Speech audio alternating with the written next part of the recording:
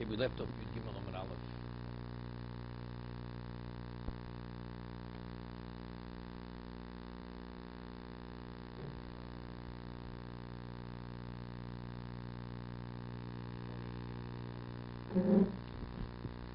Okay, we're at the first wide line in the Gemara Yud Gimel.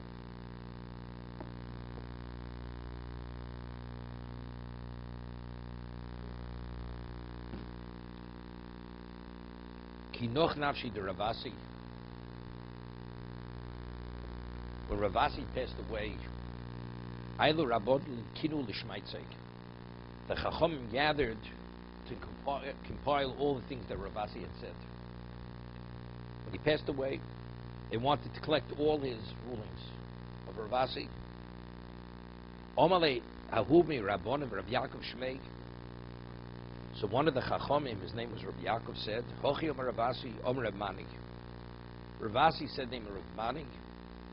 Shem Sheinu Isha Niknis Bepochs Mishav Pruto.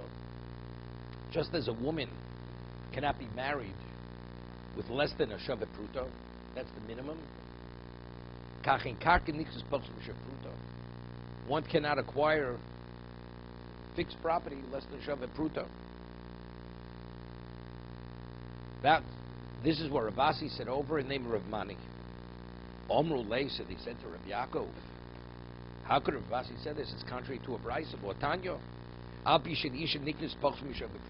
says, although a woman cannot be married, if you give her less than a Shavet Pruto, fixed property can be acquired with less than a Shavet Pruto. So it's contradictory. Ravasi's statement, we have a brayso that contradicts it. Okay? Omar Lei, so Rabbi Yaakov responds, Kitanya hi bechalipin. Remember, we had the Gemara before in Daf Gimel. A woman cannot be married through chalipin. Why? Because what is the basis for kesef? Kicha kich misteyefro. That's so. Since chalipin, even if the value of the kli is a shavet pruta, she's not mukadeshes. If the manner of marriage is chalipin, the barter exchange. Because since we see the chalipin is effective in poch mishavet pruta, we see that the mechanism of chalipin has no relevance to kesef. It's not classified as a kinyan kesef. Because if it was classified as a kinyan kesef, it would not be effective if it's worth less than shavet pruta. So evidently it's a whole different concept. Right? That's how Tosas explained it. Rabbi Notam explained it about Gimel and Aleph. Isha is not niks b'chalipin, even if it's shavet pruta. Because since it works, even if it's possible shavet pruta, that tells you it's not classified as kinyan kesef. Chalipin's at the bottom. That's when you give the handkerchief. It's not the value. It's not the value. It's the object. It's the object. No. You're saying like this. It doesn't. When I purchase something, I'm giving something of value. When I barter, of course, I'm not going to give you something to barter it unless it has a certain value. That's if you're bartering value for value. But we have a mechanism known as barter where it's only a means of transfer. Like when you give the rabbi, or let's say I want to purchase something with a kinyan chalipin, I give you my handkerchief and you take it. So when you take my handkerchief, you transfer, even though the handkerchief may be worth less than a penny. But it's a manner of transfer. It's a means of transfer. The item does not have to be worth a penny. Less. So that it could be less tells me that it's not classified, it's not with the classification of money. It's not subject to the criteria of something of value. And that's the halacha. That is the halacha. And therefore, that's the reason why a woman cannot be married with kinyan chalipin.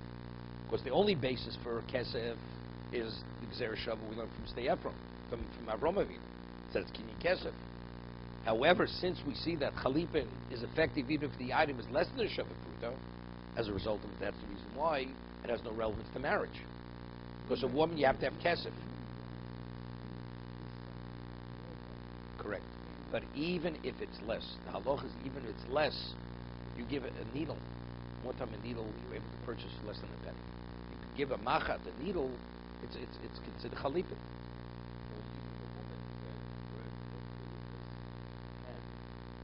You know, so you have to explain it. That's not note, it's value. That's shavakesef. Take the pen And in exchange for the pen, you become my wife. That's how you express it. No, the person doesn't have to return the pen. Doesn't have to return.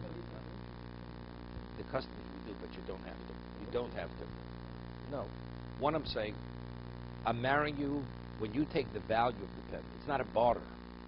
Kesef is, I'm giving you something of value. And for the value, the Torah says, when you accept something of value from me, you're married. It's not an exchange. You take this, and you become my wife. Right? It's not an exchange. When you take the tabas and you acquire it, the Torah says, because I've given you something of value, you're my wife. Chalipin is an exchange. When you accept this, in exchange for what I give you, you become mine. That's chalipin. That's the barter concept.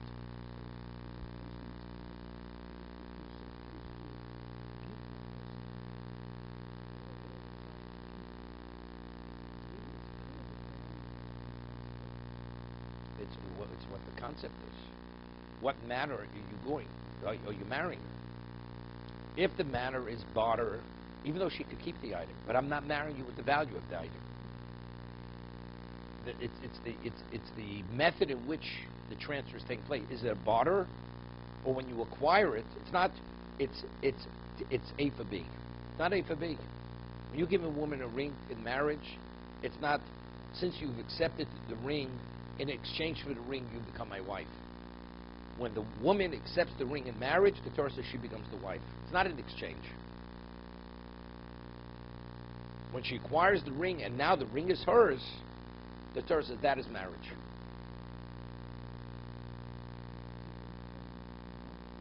That's same thing.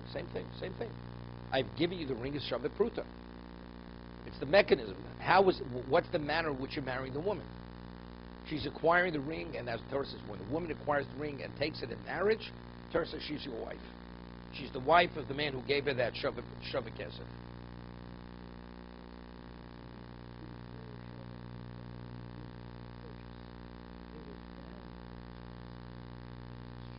It doesn't have to. I could give a penny.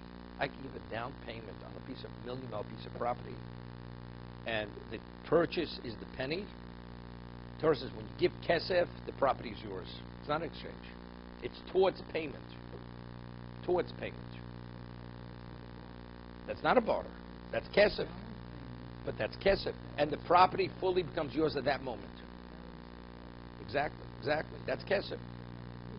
The ring, the same thing. I'm giving you the ring. Torah says to be my wife. That's called Kiddushin. If I give you the ring in marriage, the Torah says the wife, and she accepts it as that, the woman becomes your wife. Of a penny. Kesef. You have to give her kesef. So anything less than a penny is not classified as kesef. It's not an exchange of value. It's not an exchange of value. I just gave you an example. No. You have to give value. It's not exchange of value. You're not what you're requiring of the woman, her value of the woman. You're not. No, I give a penny. Let's say I agree to sell you $1 million piece of property for a penny. Are you giving me value? Right? I want to gift you a property. And the only way I can gift this is give me a penny. Am I giving you a value for value? It's not value for value. Torah says if you give kesef, the property transfers. That's what Torah says. It's not value for value. A person normally wouldn't sell the property unless it's value for value. But the manner in which you acquired is because you gave kesef. You give kesef, and the recipient agrees to accept for the property transfers. That's kinyan kesef.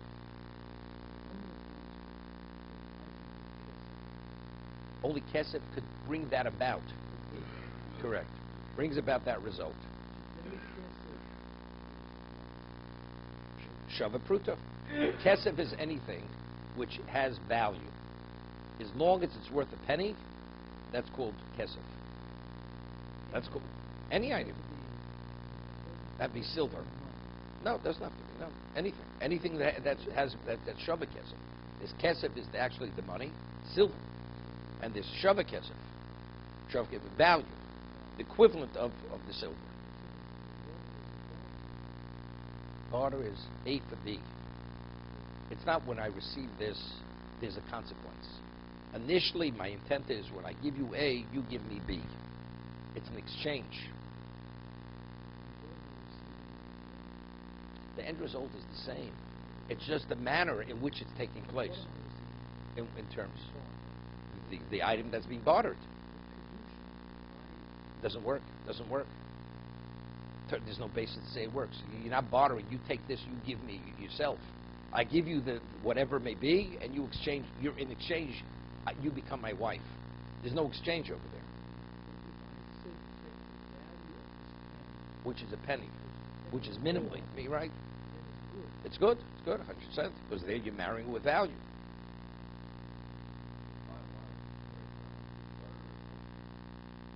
It's a different manner. You learned that at Upan, right? Okay. Cleveland's also king. Cleveland's a king too.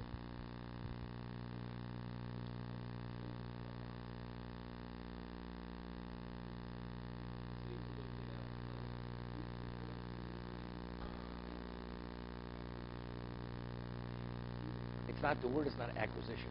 It's not acquisition. But that's the Gzer Shava.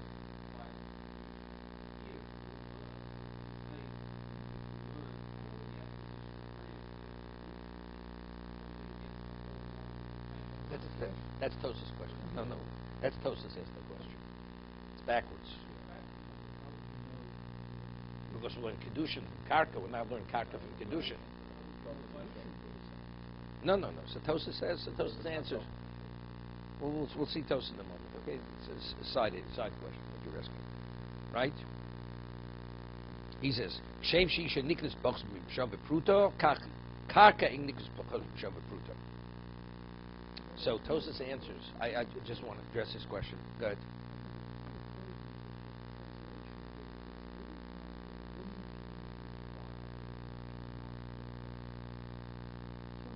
Well, niklas, she is acquired. She is acquired.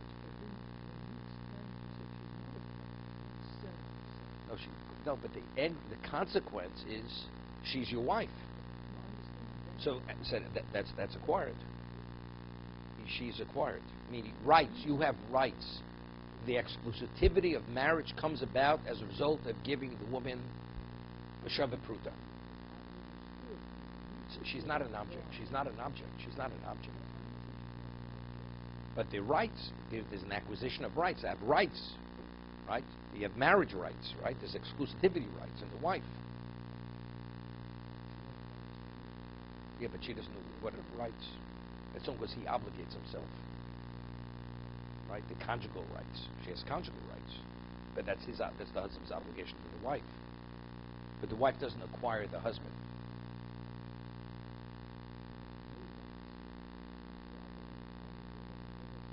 No, he has to support her, right? The Torah says, "Sher k'susav moslo yigro." He has to provide clothing and sustenance and the conjugal right. She's not acquiring. That's his obligation to her. That's his obligation to her. She's acquired nothing in him, but he's acquired rights in her. She's become his wife. It's not he's her husband. Her husband is irrelevant. She's his wife. And being his wife, he has obligations to attend to whatever her needs may be.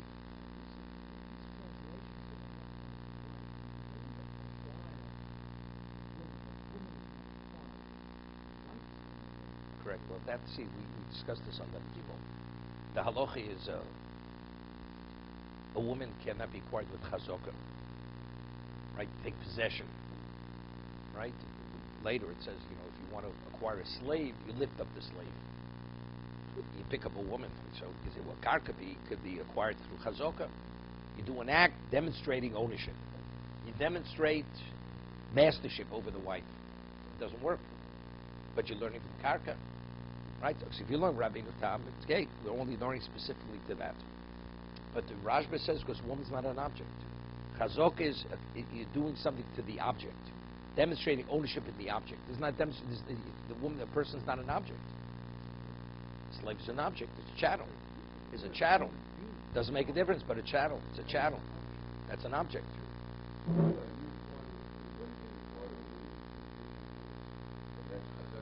That's not chazok. It's not chazok.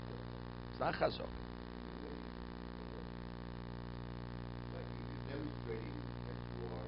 You what?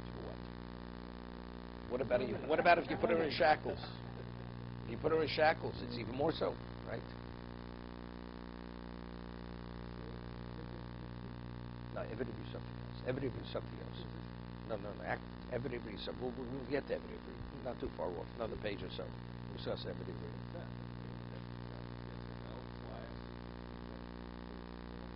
Well, if it's okay. Well, she's agreeable to give up her rights.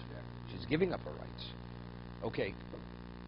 So, I mean, Ravasi's statement seems to be backwards. It says, just as a woman cannot be acquired for less than a Shabbat Pruta, Karka also not. Tosas asks, we're learning Kiddushin from Karka. We're not learning Karka from Kiddushin. So he says, very simply he says, but factually everybody knows a woman is married with it. Right? You need a Shabbat Pruta. Karka is not so simple. So we're just going in terms of, we use like the vernacular. The vernacular woman needs a Shabbat Pruta. It's understood. What about Karka? So we say just, it's the way it's expressed. People are more familiar, of course, in terms of the source. The source, of course, is, no, of course not. It's the other way. But in terms of people being familiar with the halacha, they're more familiar with the halacha that a woman for marriage needs a Shabbat Pruta rather than Karka needs a Shabbat Pruta. No, it's Ravasi's statement. No, it's Ravasi's statement. It's not. He's not telling you how to learn it out.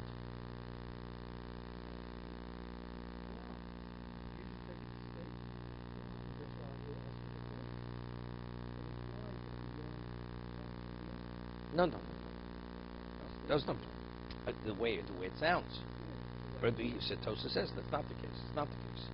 Ravasi is only expressing based on the familiarity of the halacha. People are more familiar that Kiddushin need a Shabbat Pruta than Karka needs a Shabbat Pruta. Okay? It does need a Shabbat Pruta, but that's why you have to tell me. That's why we say just as the woman needs it, the Karka needs it. It's not misleading. We're not talking about the source. We're not here discussing sources. We're talking the halacha.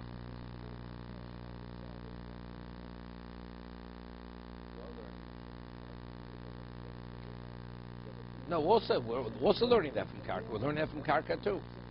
It's backwards. Okay, let's go further. Okay, it's a side issue. Hodo Yasvi Ukamri. Now they continue they're accumulating various things, the halachas that Ravasi had said. Hodo Rav Yehuda Mishmuel. We had this earlier. A person who's not proficient in the laws of Gittin and Kiddushin,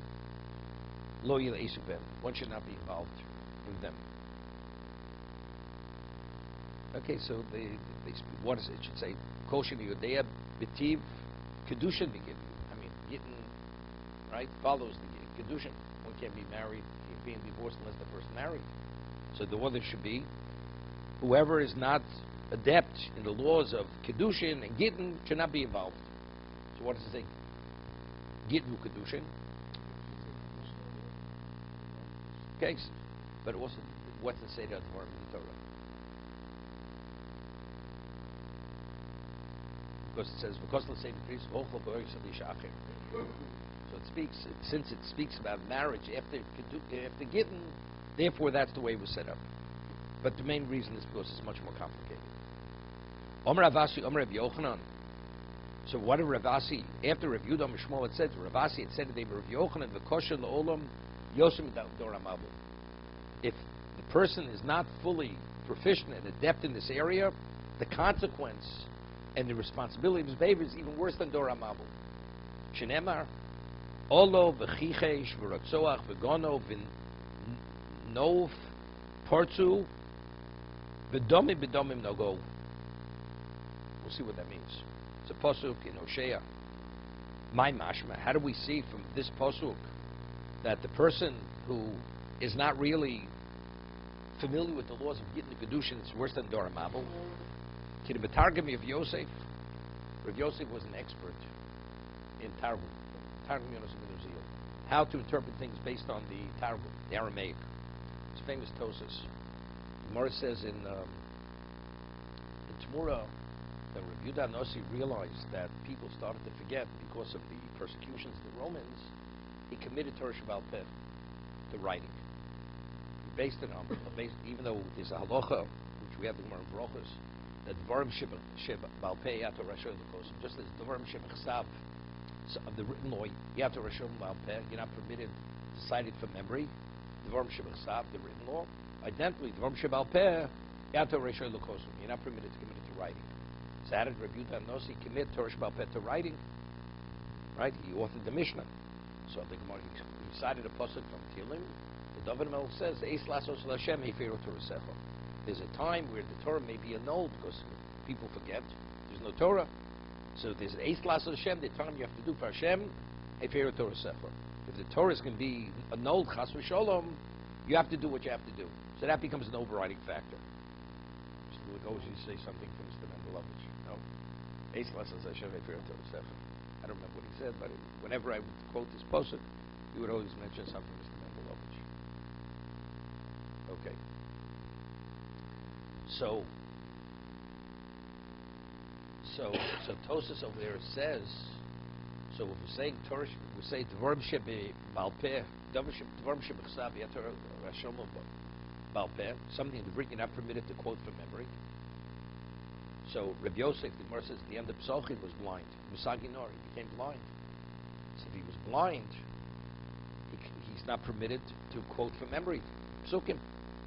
He's not permitted to quote from memory Psukim. So as a result of that, he became the expert in Targum. So he didn't say things in the Lashon HaKodesh, but it was a translation, and that's why he was an expert in Targum.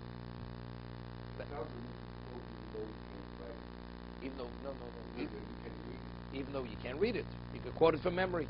That's what Tosas brings such an interpretation. Because it's a pasuk, it's pasuk in the Torah. That the Dvarim Shebachsavs, the written law, you're not permitted to quote. It's halach and shulchan aruch in the Orach Chaim. So there's a whole discussion. If a person's blind, how does he get an aliyah? Right? He can't read. Okay, so that's what Tosas says. Tosas rejects this. He says because it's halacha. If the man is blind, he has no choice. So for him, the Torah is annulled. That becomes the overriding factor. Therefore, he's permitted to quote even from memory. A person who could read, he's not permitted to quote from memory. But a person is blind where he has no choice, he could quote from memory. That's what Tosas says. That's why Tosas rejects this reason why Reb Yosef was an expert in Targum. Because he wasn't permitted to quote the text of Lashon HaKodesh from memory. For this reason. Sure. Yes, he can. He relies on the Balkori, Shemei Kona. Okay, so that's based on Tosas in Tamura. Tosas says, Dvarim Shebachsav Yator Rashom L'Al Peh, that's the way it's ruled in Shulchan Aruch. That's when you want to be Yotzei. To quote Psukim just as source information, let's say Kriyas Torah, right? That you can't be Yotzei. Unless, or let's say something that to be Yotzei, it's not simple, even though Chaber, Kriyashma we say by heart. Right? Kriyashma we say by heart. So that's the Mechaber, that's what the Mechaber says. Kriyashma, which most people have it committed to memory, when there's no concern you may make a mistake, that's why we say Kriyashma from memory. Even though it's Dvarim Shebachsav. But other psukim who we're not as familiar with, where there's a chance you may make a mistake, so even if you have one person, he has a photographic memory, it doesn't make a difference. Because since most people are not familiar in regard to this, I don't know, so today, so put it this way, most people who say Shema are familiar with the Shema. The ones who aren't familiar, because they never say the Shema. But a person who says Shema continuously, he has it pretty much committed to memory. So that's the reason why, but other things, not, let's say, parshas Talmud, which is also Dvarim Shebachsav, one should not say from memory. that's not because Baruch Shem Saf. That's not Baruch Shem. So what psuk we have? What we mean Matos Yo? There's no psuk. So we're authored by the Ashkenaz Hagadola, right? No, you don't have to. If you have it from if you have it committed to memory, you don't have to say it. So I'm telling you, because the Mechaber explains the reason why is because you may make a mistake. But if people, Kriya Shema is something people have committed to memory and they will not make a mistake, you're permitted to say it from memory. But he's giving a reason. That's the reason given. So you have to understand, it's like Dorish time of the Crow. I mean, you give you reasons why the Torah says, okay, separate discussion. Okay? So how does Rav Yosef translate this pasuk? That was saying that a person who's not really adept in the laws of Yidden Kiddushin, the consequences of his behavior is worse than the Dor HaMabul. So he says, Molden benin min sheikh habreyo. A person who fathers a child from the wife of his fellow. She's an Eshes Ish. Sheikh chovin al chovin mosifin. It's one liability on another liability. They have Ksiv, al kain ti ovil oretz. V'umlal kol yoshi bo b'chayis asod bo fashamayim v'gam d'yayom yoshu. Meaning everything's being destroyed. Even the fish in the sea will be consumed. V'ilo dor HaMabul u'nigzuk zera al d'gaya al dogim shabiyam. Right? When Hashem destroyed the world, in regard to the Mabul, the fish were not affected. How do we know this? Shneimar mikol asher b'charova meisu. It says only that was on dry land died. V'lo d'gay dogim shabiyam. V'lo hocha. What does it say? Afil dogim shabiyam. Because it says the gam d'gay yom yosfu. Even the d'gay yom, the fish in the sea are going to be consumed. Okay. Somewhere asks, the Ema ad David Lekulu. We're speaking about multiple serious transgressions here. Murder, adultery, many things he's doing. That's why it's worse. But how do we know it's just because of committing adultery?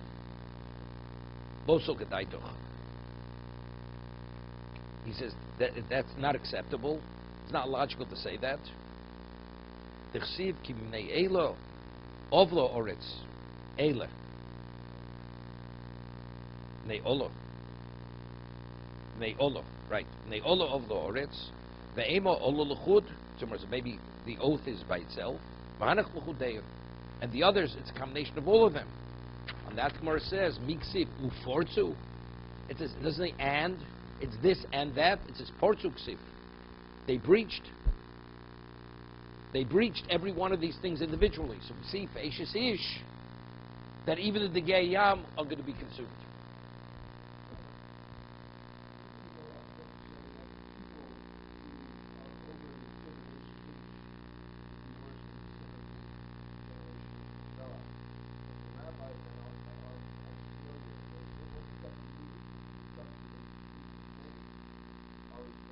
But they are the cause of it. Here we're talking about people.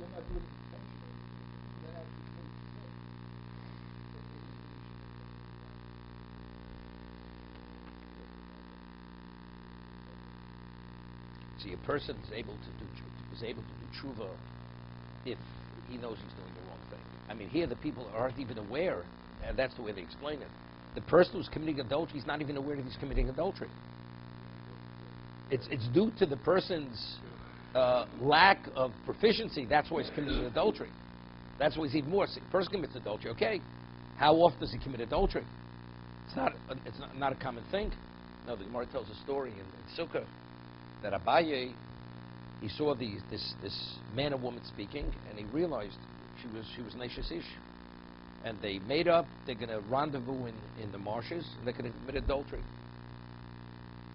So Abaye followed him out into the marshes, and then he overhears the conversation. The man says to the woman, says, I changed my mind. Every time we're going to commit adultery, we're going to have to go out in the marshes. It's just not worth it. So let's forget about it. Tomorrow. So I'm saying, Eshes Ish, it's not an ongoing, but a person doesn't realize he's married to a married woman because the one who arranged the get wasn't a proper get, or the marriage he believed wasn't a proper marriage. That's why he allowed her to marry someone else. This is going to be ongoing Eshes Ish. It may be Shogeg, but still, it's still Eshes Ish.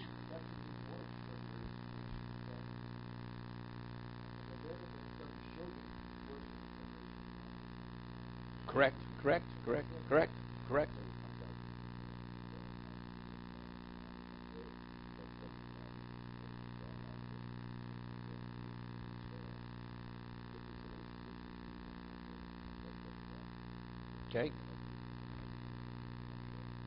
Okay.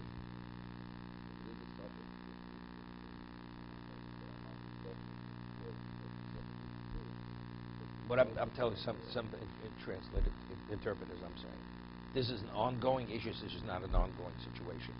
Because the first people who were together, they believe they're legitimately married, but they're not legitimately married.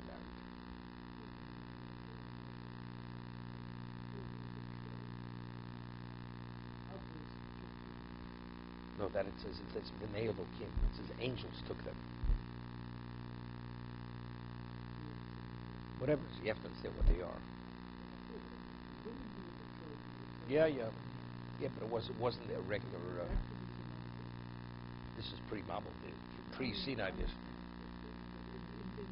Sure. This is what's called the Hegmon. The Gemara speaks about this in Roman times. That the governor of the community, right after the chuppah, he'd be the first one to consummate, to have relations with her. And then he would give her back to the husband. It's a medrash. The medrash says that it's a goy, it's a non-Jew. No. I mean, he's liable for committing adultery. Whoever had relations with the goy.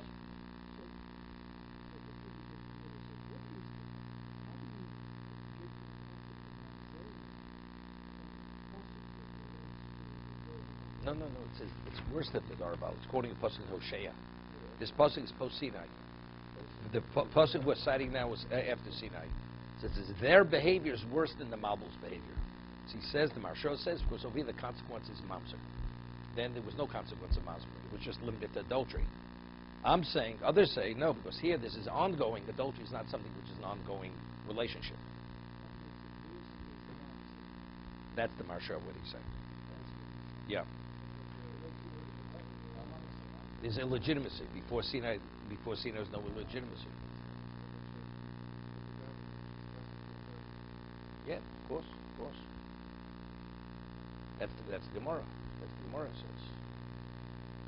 Mishum Tznuus Prutz also the Gemara Ksubah says an Ashes Kohen she would allow herself to be killed because she's not going to be permitted to her husband. Yeah.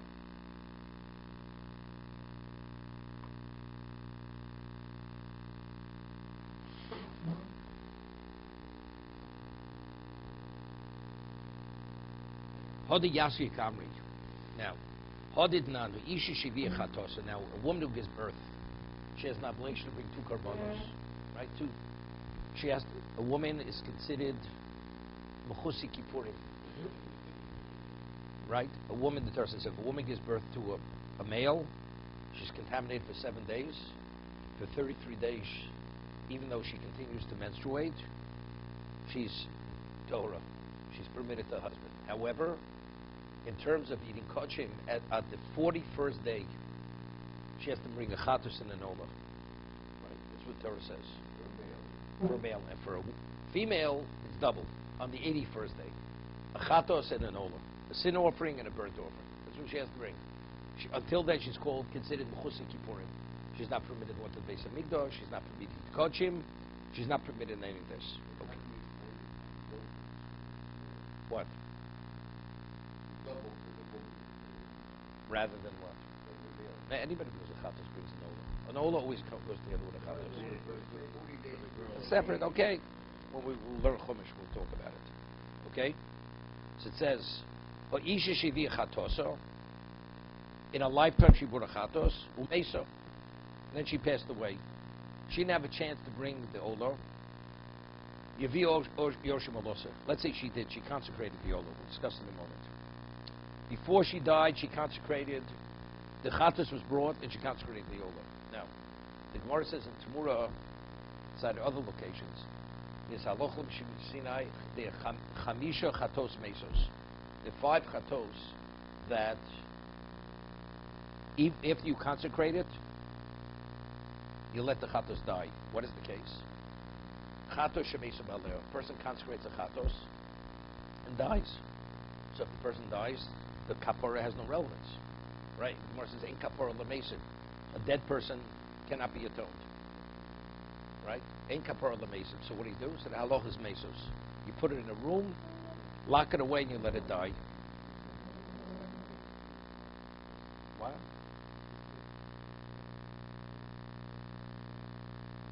No, ein kapara lemesim in terms of korban. Korban. You can't bring the korban for a person who's no longer alive. That we was makdish the animal, consecrated the animal. Chatos is kapru baliyah. Person consecrates a chatos, goes lost. So a person consecrates another chatos. Now you locate the original chatos, he consecrated. Haloch is mesos. So we're talking about over here. It dies. It also, you let it die, because the person already had a kapara with the second chatos. First one went lost, brought in second chatos. Now they locate the first chatos. So again, that chatos dies. But here we're talking about the woman brought the chatos when she was alive, and she already consecrated the olah. So the heirs, they bring the olah. They bring the olah. That's what they do. Omrev Yudam Shmuel. So he goes to explain when the Mishnah says the Yoshua bring the olah. Omrev Yudam Shmuel Hifrishosa Michayim. They only have an obligation to bring the olah if she already consecrated it when she was alive. Avo, lo ifishosa michayim, lo. But if she did not consecrate when she was alive, although she left an estate, for them. They don't have to bring. What would the reason be? Now, if a person has property, we discussed this. You borrow money, you have fixed property, and you have a documented loan, right? And then you sell the property. You subsequently sell the property. What's the halacha? And the debtor doesn't have the money to pay the debt. You go after the property, because there's lien on the property. A lien on property is called the shibud. The property is indebted to the debt. If a woman has a piece of property, and now she gives birth, so now the property, the Torah says you must bring an olah. So for the value of an olah, the property is liened. Right? It's a debt. Nothing. She did nothing. If you would be of the opinion that the concept of shibud is a Torah concept, that any financial debt you have, the property is linked to that. So if you have an obligation to a korban, it's a financial debt. Wait. That's all rabbinical. That's all rabbinical. We differentiate documented, not documented. On a Torah level, there's no difference. It's a debt to the Torah. You have an obligation to bring a korban. To Hegdish. To God. An olah can be brought after a person died. No, but Hegdish, the estate has to bring an olah, because it was a financial debt when you were alive. A chatas not, because the Torah says a chatas cannot be brought if a person dies. So it's irrelevant. Wait a second. So what happens if b'di'evet? You bring the chatos, then you bring an olah. So she brought the chatos. She didn't have a chance to bring the olah. She didn't even consecrate it. The question is the estate indebted to Hegdish to set aside money to purchase an olah, to bring an olah? So Rav Yehuda says, name is Shmuel, no. It's only when she consecrated the olah, when she was alive. So what is Shmuel saying? She would have loved Doraisa. Then at a Torah level, and the way Rashi learns, unless a person goes intentionally to create the lien, it's not naturally linked. A debt does not bring about a lien unless the person says, I lien my property for that particular debt. But that's what we see from Rabbi Yehuda Shmuel, right? That's what he says. He's Shibud lav d'oraisa. So evidently Shmuel is of the opinion shibud, a lien does not come about by itself. Unless you specifically lien the property, it's not there.